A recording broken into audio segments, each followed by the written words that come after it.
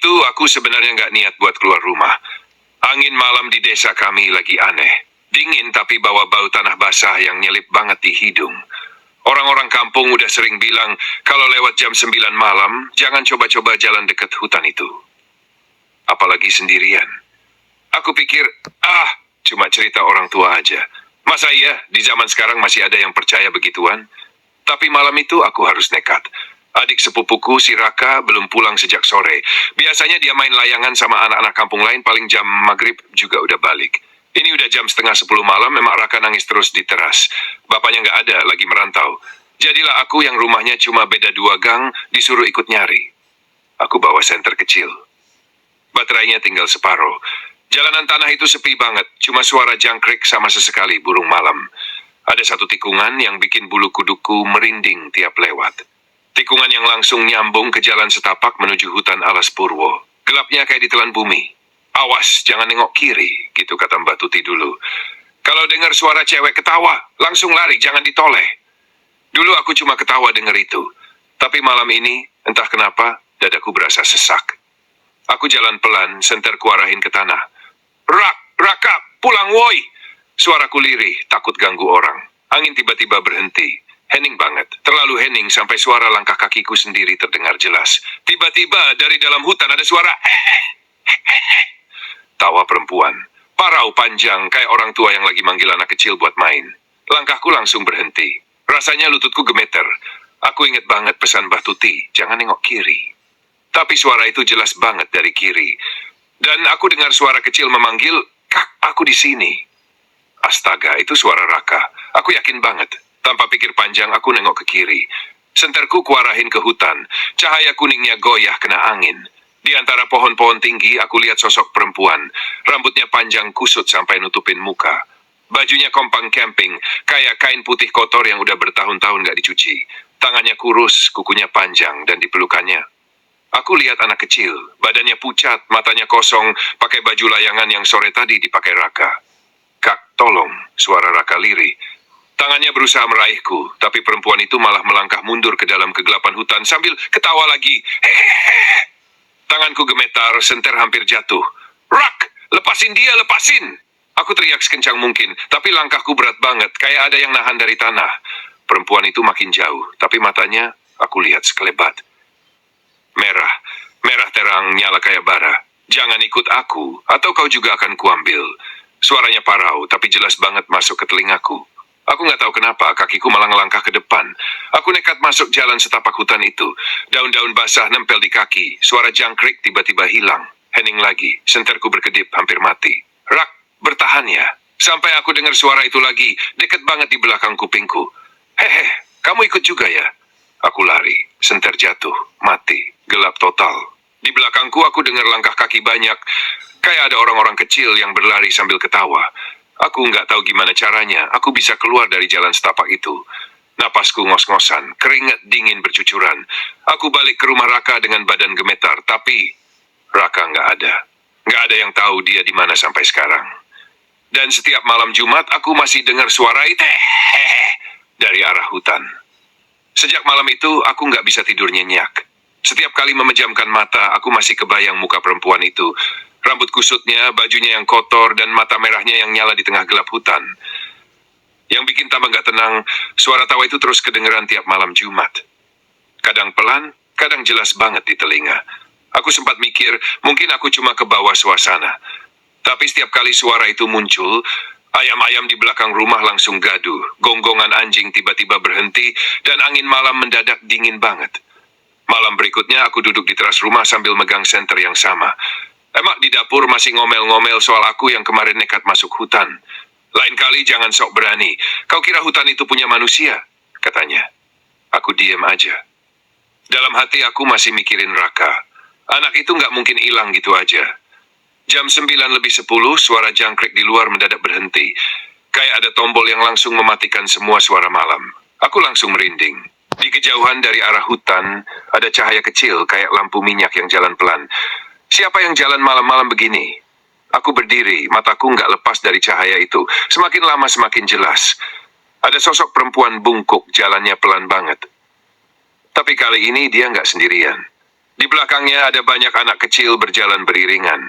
Badannya pucat, jalannya pelan, matanya kosong kayak orang tidur sambil berdiri. Aku melongo. Ada yang pakai seragam sekolah, ada yang cuma pakai baju rumah. Jumlahnya lebih dari 10 anak. Mereka nggak ngomong apa-apa. Hening, cuma suara langkah kaki kecil di tanah basah. Aku mau teriak, tapi suaraku nggak keluar. Dadaku berat banget, kayak diteken sesuatu. Perempuan itu berhenti di ujung jalan setapak. Lampu minyaknya redup, tapi cukup buat aku lihat dia nyengir. Giginya hitam, mulutnya sobek sampai ke pipi. Heh, kamu mau ikut lihat mereka? Suaranya lirih tapi jelas banget, nyampe ke telingaku. Aku mundur pelan-pelan, tapi mataku nggak bisa lepas dari mereka. Anak-anak itu salah satunya aku kenal. Rambutnya cepak, bajunya sama persis kayak yang dipakai Raka waktu sore itu. Rak, aku nyebut lirih. Tiba-tiba mata Raka bergerak pelan, dia lihat ke arahku. Bibirnya kayak mau ngomong sesuatu, tapi dari mulutnya malah keluar suara aneh. Suara yang bikin darahku dingin. He, he, he, he. Aku langsung lari tanpa mikir apa-apa lagi. Napas ngos-ngosan, kaki kayak mau copot. Tapi aku nggak berani nengok ke belakang. Suara tawa itu ngikutin, makin lama makin deket kayak ada di belakang kupingku. Sampai di rumah, aku nutup pintu rapat-rapat. Badanku gemetar, jantungku berdegup kenceng banget. Emak cuma bisa bengong lihat aku ngos-ngosan. Kenapa kau? Kau lihat apa? Aku nggak bisa jawab. Tenggorokanku kering. Aku cuma duduk di lantai, tangan nutup kuping karena suara tawa itu masih kedengeran. Walaupun aku udah di dalam rumah. Malam itu aku nggak bisa tidur. Di luar jendela, aku lihat sesuatu bergerak pelan di kebun belakang. Rambut panjang, baju putih kotor, dan tangan kurusnya melambai pelan ke arahku. Besok ikut aku ya. Aku merinding sampai sekarang. Dan yang bikin aku makin gak tenang, di teras rumah aku nemu jejak kaki kecil yang basah, mengarah langsung ke hutan. Sejak aku lihat sendiri anak-anak pucat itu jalan di belakang perempuan tua itu, hidupku jadi gak tenang. Siang hari aku pura-pura biasa aja, ngobrol sama warga. Tapi malamnya, aku terus kepikiran. Apalagi suara tawa itu makin sering muncul, bahkan gak nunggu malam Jumat lagi. 3 hari setelah kejadian itu, emakku bilang ada kabar, bukan cuma Raka yang hilang. 2 anak lain di kampung sebelah juga nggak pulang dari main sore. Warga ramai-ramai bikin ronda malam. Tapi anehnya, tiap kali mereka patroli sampai dekat hutan, mereka merasa kedinginan mendadak. Terus pada balik dengan alasan nggak enak badan. Aku nggak kuat lagi nahan. Malam itu aku duduk sendirian di kamar. Cuma ditemani senter yang udah aku ganti baterainya. Aku niat, aku harus balik ke hutan itu. Kalau nggak aku cari sekarang, aku nggak bakal pernah tenang. Jam 11 malam aku keluar pelan-pelan biar nggak ketahuan emak. Jalanan desa gelap banget, cuma ada suara daun pisang digoyang angin. Semakin dekat ke hutan, bau tanah basah itu muncul lagi, kayak bau kain tua yang udah lama nggak dijemur. Aku berhenti di tikungan itu. Nafasku berat, jantungku berdegup kenceng. Dalam hati aku ulang-ulang doa. Langkah pertama ke jalan setapak itu rasanya kayak masuk ke dunia lain. Suara jangkrik hilang, udara tiba-tiba dingin banget dan kabut tipis mulai turun. Aku nggak tahu kenapa, tapi malam ini aku bawa lilin kecil. Aku nyalain lilin itu di tangan kiri, senter di tangan kanan. Cahaya kuning lilin bikin bayangan pohon-pohon kelihatan bergerak kayak makhluk hidup. Rak, kalau kamu dengar, jawab aku ya. Suaraku pelan banget. Takut kalau ada orang atau sesuatu yang beneran jawab. Beberapa langkah ke dalam hutan, aku lihat sesuatu nempel di batang pohon. Selembar kain putih kecil. Aku angkat pelan-pelan, itu sobekan baju Raka. Tanganku gemetar. Aku taruh kain itu di saku, langkahku makin dalam. Tiba-tiba dari balik kabut muncul suara kaki kecil lari-lari. Rak, aku memanggil lagi. Aku arahkan senter ke depan. Di bawah pohon besar aku lihat anak kecil berdiri membelakangiku. Bajunya kompang camping, rambutnya kusut. Aku maju pelan. Rak, itu kamu ya? Anak itu nggak jawab. Dia cuma berdiri kaku. Aku coba dekati lagi. Baru beberapa langkah, anak itu menoleh. Wajahnya pucat banget, matanya kosong kayak boneka, bibirnya bergerak pelan, lalu keluar suara lirih. Dia di sini. Jantungku langsung jatuh ke perut.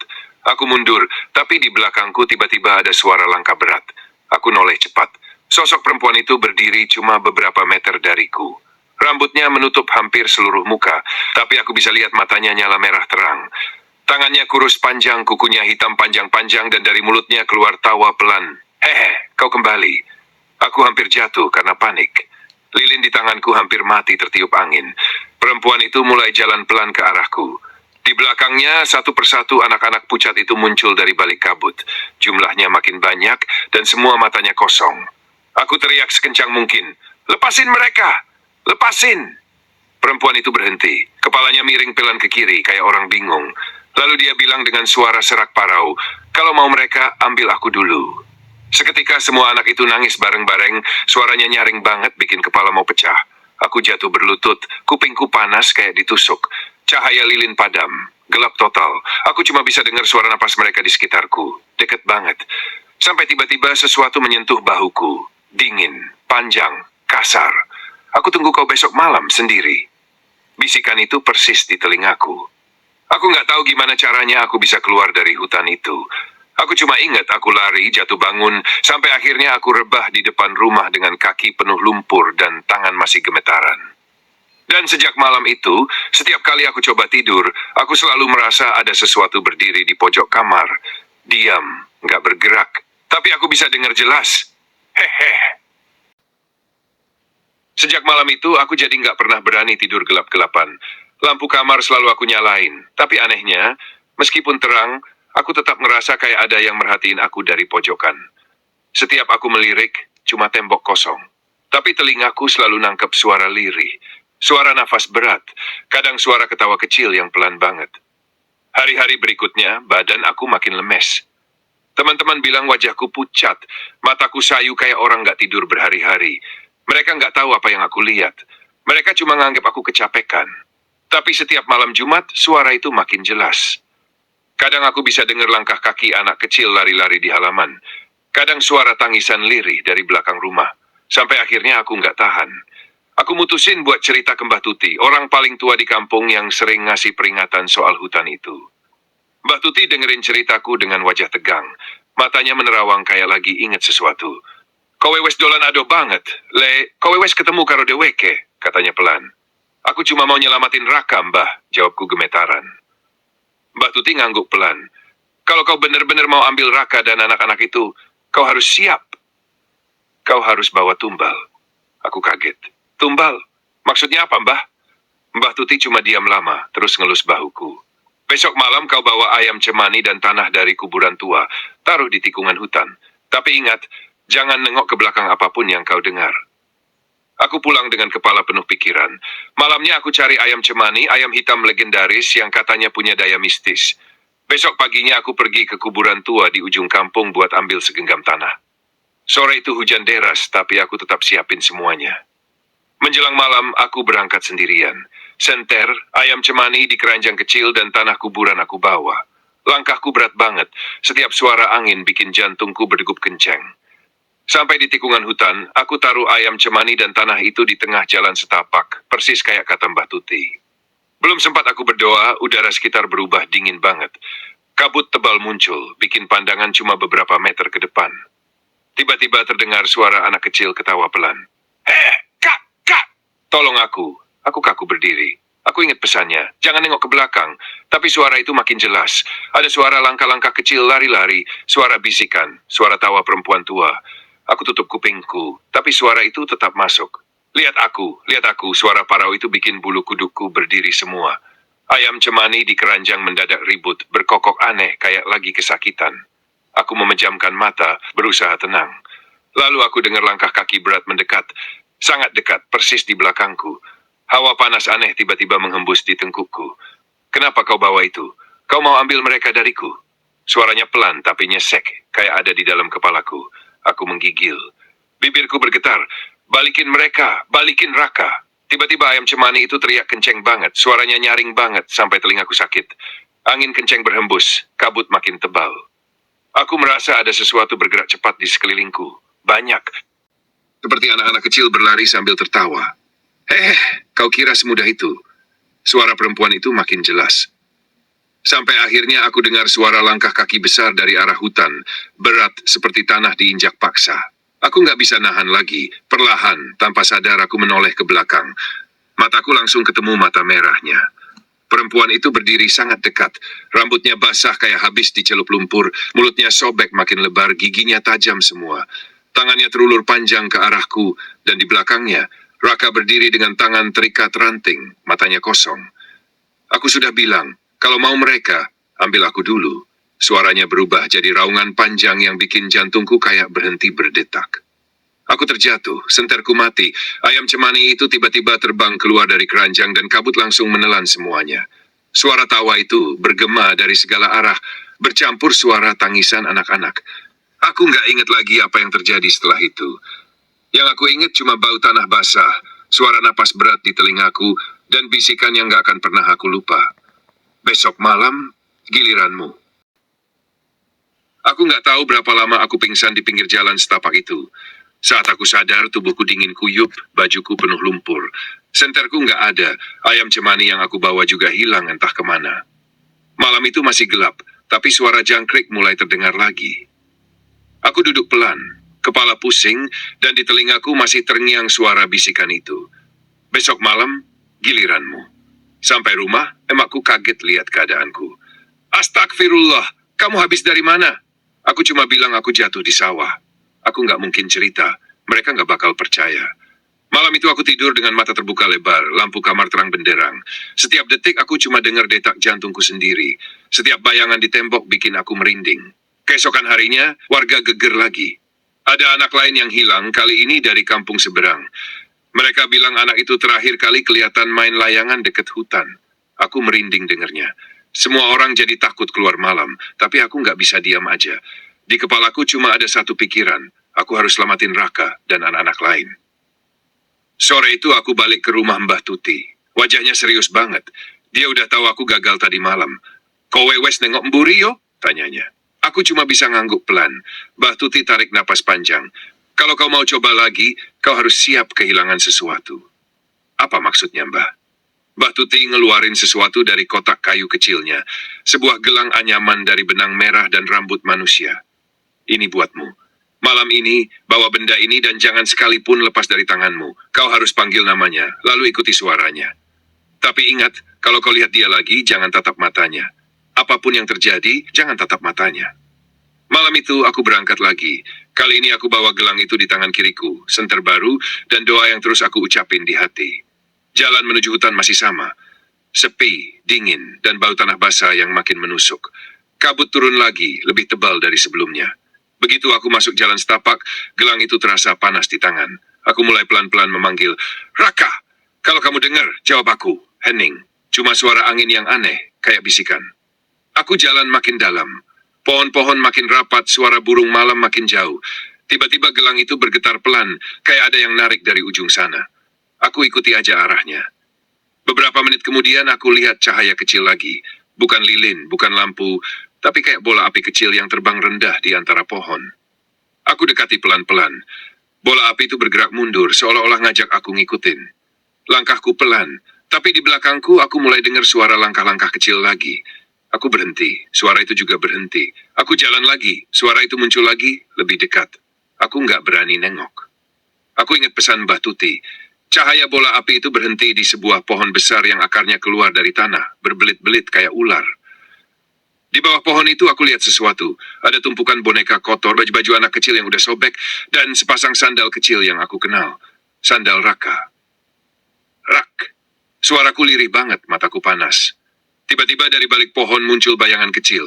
Raka. Mukanya pucat, bajunya kotor, matanya kosong.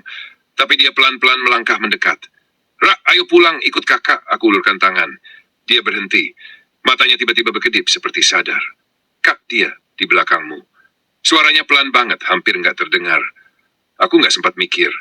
Angin dingin langsung nyapu tengkuku. Suara napas berat terdengar sangat dekat.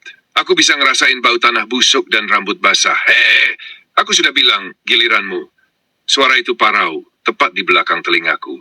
Tiba-tiba dua tangan panjang kurus melingkari pinggangku dari belakang. Dingin, keras. Aku nggak bisa gerak. Aku coba lawan, tapi tenaga itu kuat banget. Raka teriak lirih. Kak, jangan lihat matanya. Aku berusaha nggak nengok, tapi kepala itu maju pelan ke samping, sampai rambut basahnya nyentuh pipiku. Matanya merah nyala melirikku dari sudut pandang. Aku menutup mata sekuat tenaga, doa-doa keluar bercampur tangis. Tangan yang melingkari pinggangku makin kencang, kuku-kuku panjangnya gores kulitku. Rasanya panas dan pedih. Tiba-tiba gelang di tanganku bercahaya merah terang, panasnya kayak api. Perempuan itu menjerit kencang, suaranya bikin telinga berdarah. Cengkramannya lepas. Aku langsung jatuh ke tanah, napas ngos-ngosan. Bola api itu menyala lebih terang. Raka berlari ke arahnya. Ayo kak, cepet! Aku bangun, nahan sakit di pinggang dan lari sekuat tenaga mengikuti bola api itu. Suara tawa perempuan itu terus ngikutin, makin jauh, makin kecil. Sampai akhirnya hilang. Aku terhempas keluar dari jalan setapak, tepat di pinggir desa. Aku jatuh duduk, napas kacau, tapi di tanganku, aku pegang erat tangan kecil Raka. Badannya dingin, tapi dia masih hidup. Matanya udah gak kosong lagi. Kak, ayo pulang, bisiknya lirih. Aku peluk dia sekuat tenaga. Di kejauhan dari arah hutan aku masih bisa dengar suara itu. Pelan, panjang. Hehe, kalian belum selesai denganku. Sejak aku bawa pulang Raka malam itu, desa kami gempar. Semua orang gak nyangka Raka bisa balik. Emaknya langsung peluk dia sambil nangis kejer. Badan Raka kurus banget, matanya sayu, kayak baru keluar dari mimpi buruk panjang. Tapi ada sesuatu yang aneh. Raka nggak ngomong apa-apa. Sehari, 2 hari, 3 hari, dia cuma duduk di pojokan rumahnya, matanya kosong, senyumnya tipis kayak orang yang nggak sepenuhnya ada di sini. Aku sering datang buat ngecek keadaannya. Setiap kali aku duduk di sampingnya, dia cuma bilang lirih, "Kak, dia belum selesai. Dia nyari yang lain." Aku merinding tiap dengar itu. Warga kampung mulai heboh lagi karena suara aneh makin sering kedengeran dari arah hutan. Malam-malam orang dengar suara anak kecil nyanyi lagu dolanan Jawa, terus tiba-tiba hilang. Ada yang bilang lihat bayangan perempuan tinggi kurus berdiri di tengah jalan, rambutnya panjang nyapu tanah. Orang-orang jadi takut keluar rumah setelah maghrib. Suatu malam aku duduk di teras sambil ngerokok pelan. Pikiran masih muter soal Raka dan anak-anak lain yang belum kembali. Angin malam dingin banget, tapi keringat dingin malah netes di pelipisku. Aku dengar suara langkah kaki kecil lari-lari di halaman. Rak, aku manggil pelan, tapi nggak ada jawaban. Aku berdiri, ngelirik ke kebun belakang. Nggak ada siapa-siapa. Aku balik duduk, tapi tiba-tiba aku lihat sesuatu di lantai dekat pintu, sepasang sandal kecil. Bukan sandal Raka. Sandal itu warnanya merah, kotor berlumpur, ukurannya lebih kecil. Dadaku langsung sesek. Aku ngambil sandal itu pelan-pelan. Dinginnya bukan main. Tiba-tiba angin berhenti. Semua suara malam hilang. Aku berdiri mematung. Di belakangku, aku dengar suara lirik anak kecil. Kak! Aku ketinggalan. Aku pelan-pelan nengok. Dan di situ berdiri seorang anak kecil perempuan. Rambutnya panjang nutupin muka, bajunya kotor, kakinya telanjang, badannya penuh tanah kering. Dia senyum kecil, matanya kosong. Aku mundur pelan, tapi sebelum aku sempat masuk rumah dari balik pagar kebun, muncul sosok yang bikin lututku lemas. Perempuan itu, Wewe Gombel. Rambutnya basah nempel di muka, matanya merah terang, mulutnya sobek lebar sampai ke pipi, tangannya kurus panjang dengan kuku-kuku hitam mengarah ke aku. Hehe, aku sudah bilang, kalian belum selesai denganku. Suaranya lirih, tapi menggema di kepalaku.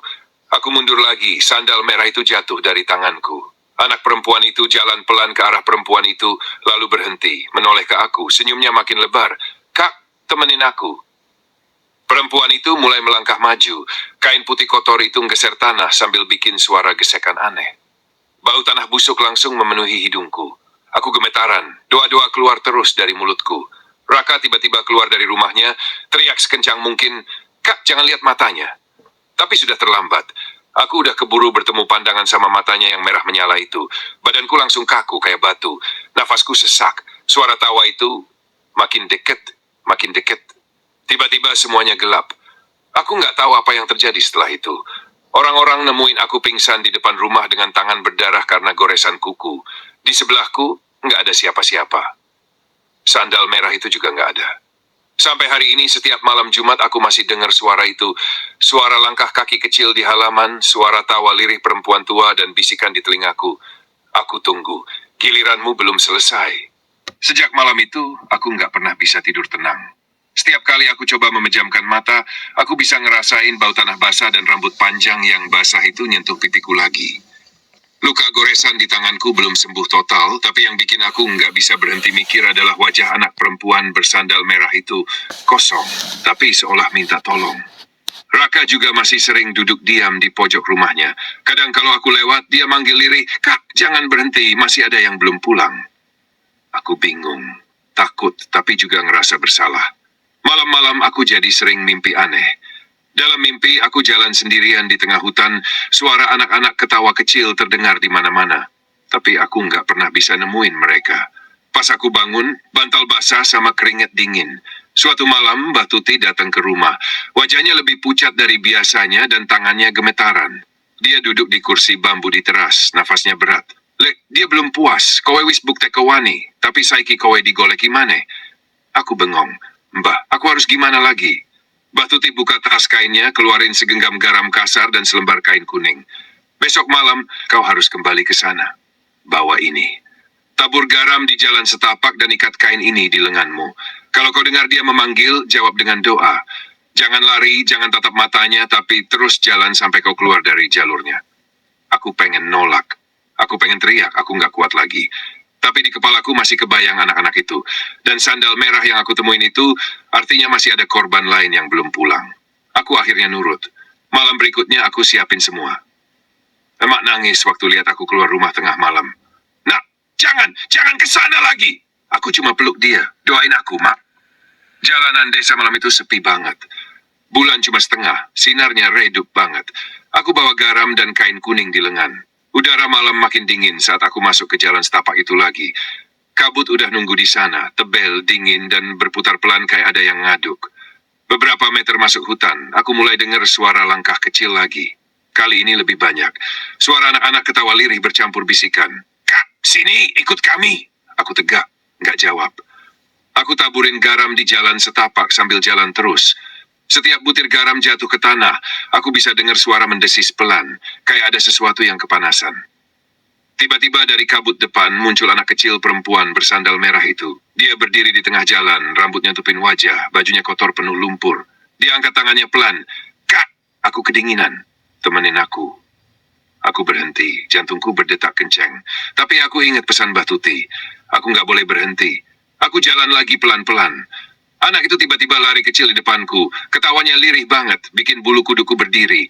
Aku terus jalan sampai tiba-tiba aku dengar suara napas berat itu lagi dari belakang. Langkah kaki berat. Kau datang lagi. Aku nggak nengok. Aku ikat kain kuning lebih kencang di lenganku. Tapi suara itu makin dekat. Napasnya terasa di tengkukku. Kau pikir kau bisa ambil mereka semua? Tanganku gemetaran, tapi aku terus jalan.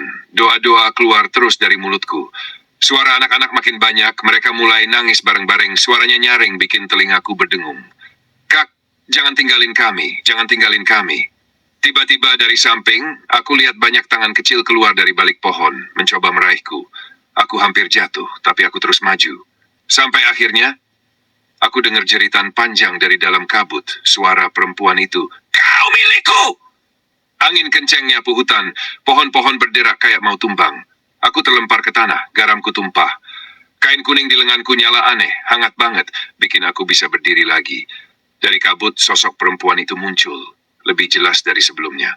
Rambutnya panjang berantakan, matanya merah terang, mulutnya sobek lebar, tangannya panjang banget sampai menyentuh tanah.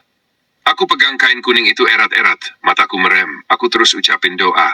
Lalu aku dengar suara anak-anak di sekitarku berubah. Nggak nangis lagi. Mereka kayak nyanyi lagu dolanan pelan-pelan. Suaranya sayup, bikin hati ngilu.